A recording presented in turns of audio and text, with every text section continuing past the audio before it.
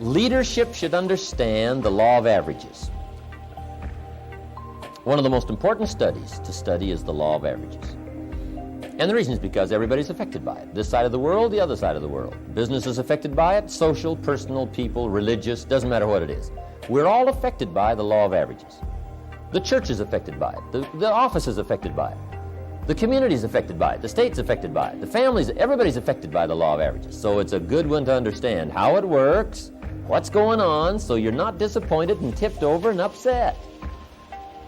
See, once you find out the truth, there's a Bible phrase that says, the truth sets you free.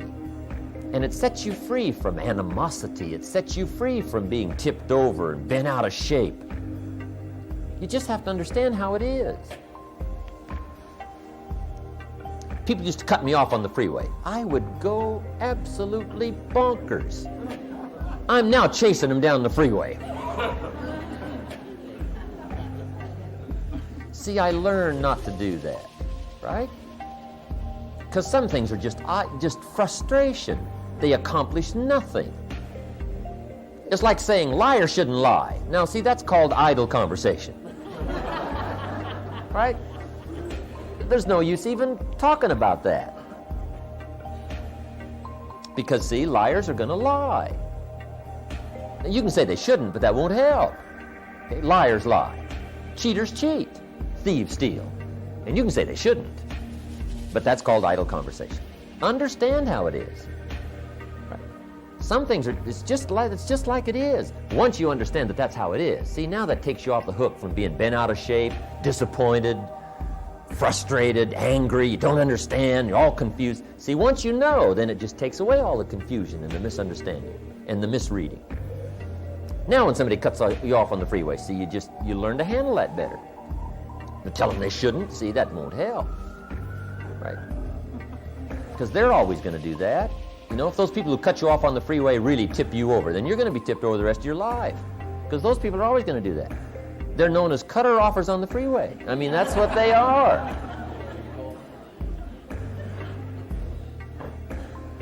One of the best things is to take the simple approach. The guy says to me, well, this is happening to me, and this is happening to me, and this is happening to me. I do this, and then this happens, and then this goes wrong, and then this happens. How come all these things happen to me? I'm trying my best. I say, sir, I really don't know. The best experience I've got over the last 25 years especially is those kind of things always happen to people like you. I don't know. That's the best I can figure out.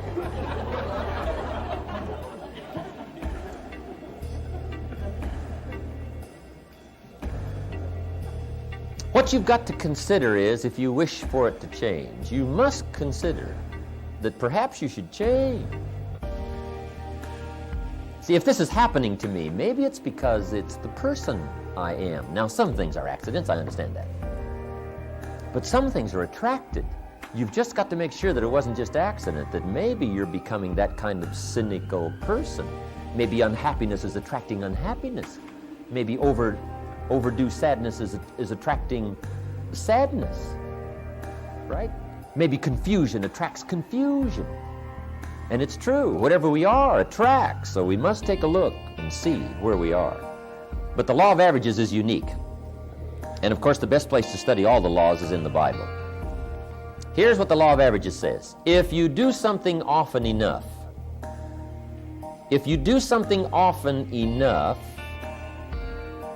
you will get a ratio of results. A ratio.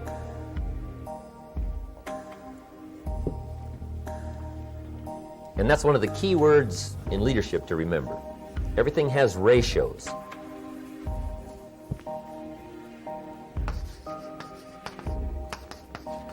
Now, what do we mean by ratios? Well, it concerns anything.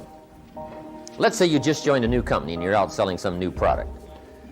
And you talk to 10 people. You're just brand new. You talk to 10 people. Say, I got this neat product. And you present it to 10 people. 9 say no. And 1 says yes. Now, already you've got your ratio going. And we call it 1 out of 10.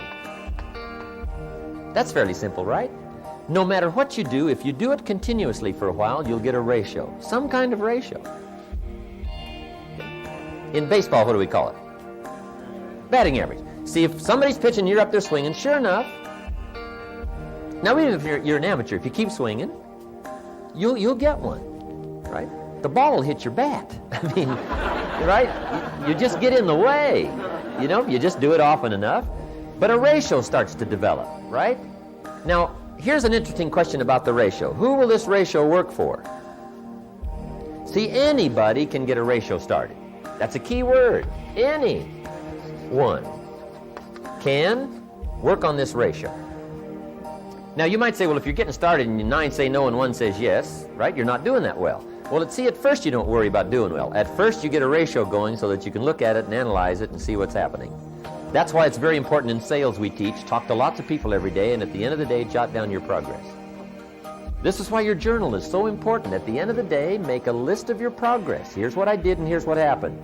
So that you can go back over it and start analyzing it. So you can see what to fix and what to get on that's good and what to get off that's bad. But anybody can get one of these ratios going. Now, even those that say no are valuable because at first they listen to you practice your presentation, right? And we teach in sales, you don't want to make a sale, you want to become a salesperson. So these people who say no, they're listening to you practice. In fact, at first you might want to pay them.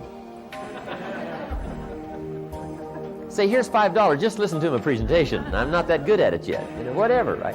To get this whole thing started. Now, this will work for anybody, 1 out of 10. Now, see, you can start to compete. Here's the next rule for the law of averages, the ratios.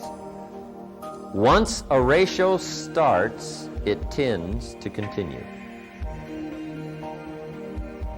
Once a ratio starts, it tends to continue.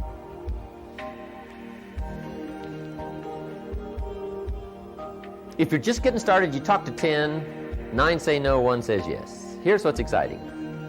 Chances excellent, if you talk to 10 more, you get another one. It's uncanny. I don't even know how it works. All I know is it works. Sure enough, another one will say yes. And see, now, all you got to do is just do this 2 or 3 times. Talk to 10 more. Another one says yes. Now you know you're getting about 1 out of 10. And see, now you can start to compete. And that's one of the next best incentives is competition. So get your ratios going so you can compete. Now, see, if I joined your company and I just got started and you're so good you can get 9 out of 10. And I just started and I can only get 1 out of 10. Because I just got there. If we have a contest for 30 days on sales, I will win. Somebody says, how would you do that? See, it's very simple. Since you're so good, you can get 9 out of 10, and the contest goes 30 days, while you're talking to 10 and getting 9, I will talk to 100 and get 10. So that when the month is over, you've got 9, I've got 10. I win. And that's one of my objectives, is to win. Now I have another objective. For you to lose. Because you learn a great deal by losing. And I wish to be your teacher. Competition, learning how to compete. What I do is make up for in numbers what I first lack in skill. Once you understand the law of averages, you can make up for in numbers what you first lack in skill. See, if I have to, I'll sleep 3 hours a day and work 21 or 20. I will, to win. Now, I can't do that forever. But if we've got something going, see, I'll just make up for in numbers. If I don't have the skill, I will make it up in numbers. Okay, now you can start to compete, getting 1 out of 10. A ratio tends to continue. Now, who will it continue for? Anyone who tries, if you try. Okay, now here's the next key on the law of averages. The ratio can be increased. Isn't that unique?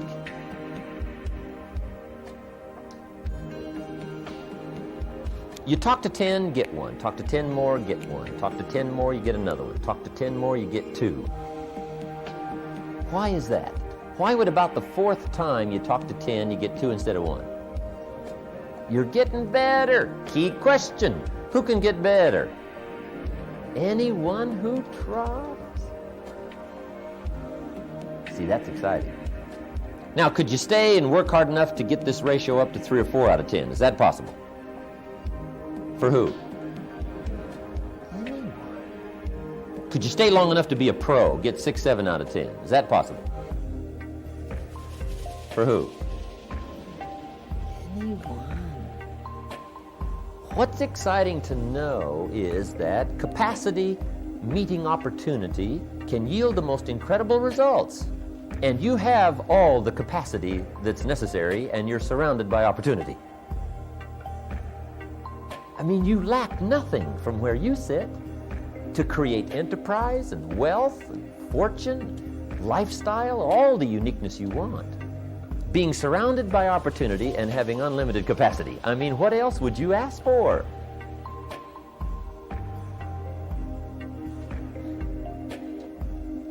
Some people say, well, could you just bring it to me? Well, no. Okay.